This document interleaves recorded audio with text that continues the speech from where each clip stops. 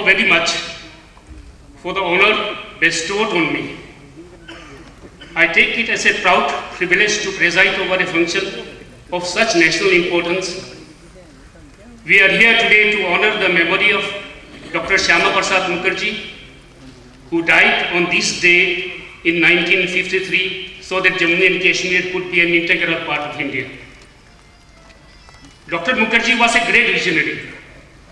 His words, एक देश में दो विधान, एक देश में दो प्रधान, and एक देश में दो निशान नहीं चलेंगे, have indeed turned out to be prophetic.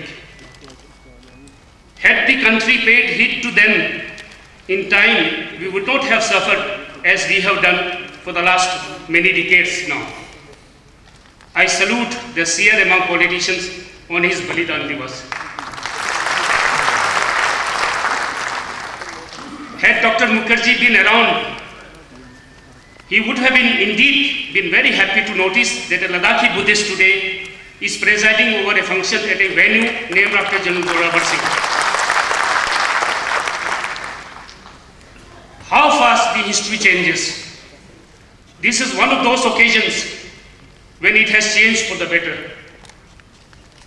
This shows the distance we have traveled together in pursuit of our common goal of building a strong nation based on mutual respect.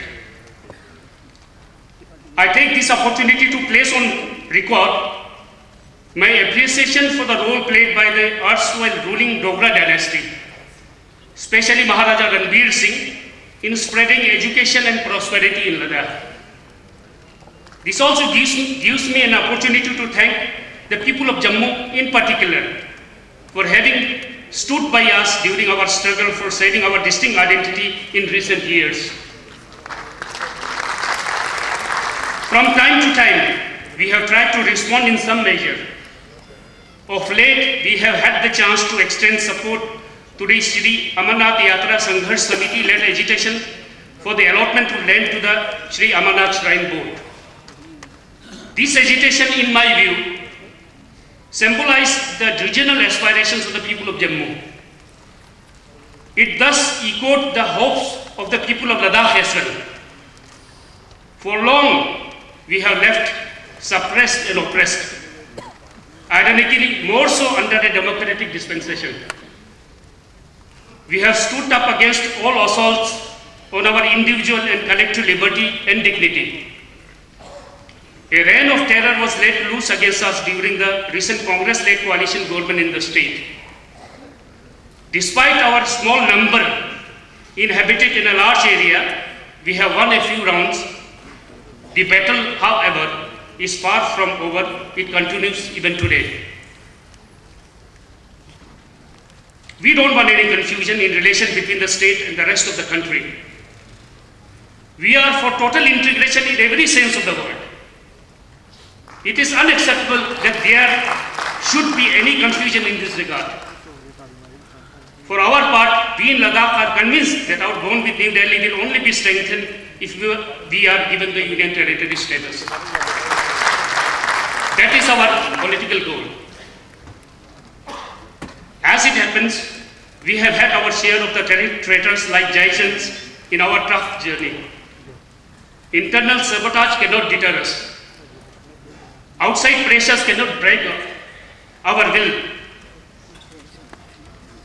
We take heart as much from our inherent strength as from the support we have received from you all. It is a matter of satisfaction for us that diametrically, ideologically opposite forces have found a common cause in us. The Rashtriya Swayam Sevak Sangh and the Bharatiya Janata Party have shared our concerns. In fairness to them, a few leaders of the Congress have also, in their personal capacity, backed our endeavor for self-respect and national integration. We also claim the sympathy and support of our octogenarian journalist, public man, Mr. Om Prakash Saraf. As a legislator, he was the only member of ISAL to have moved a formal resolution for regional autonomy in the state legislature. As it turned out, this move was supported by only one other legislator, Mr. P. Namgyal, who is from Ladakh. how can those who have been insensitive to the demand for regional autonomy be expected to be fair and just to all sections of society in the state? This is a question that bothers us. It is said that we have moved one step ahead of it by seeking the Union Territory status. This is true.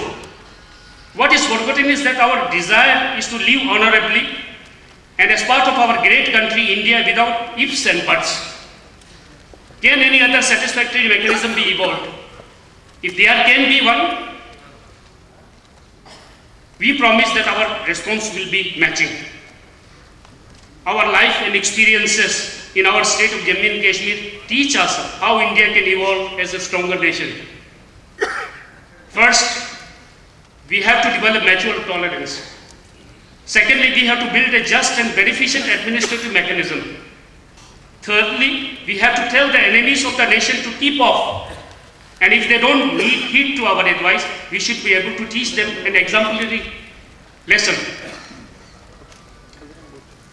The United States of America has traveled across the continent to avenge 9 September 2001.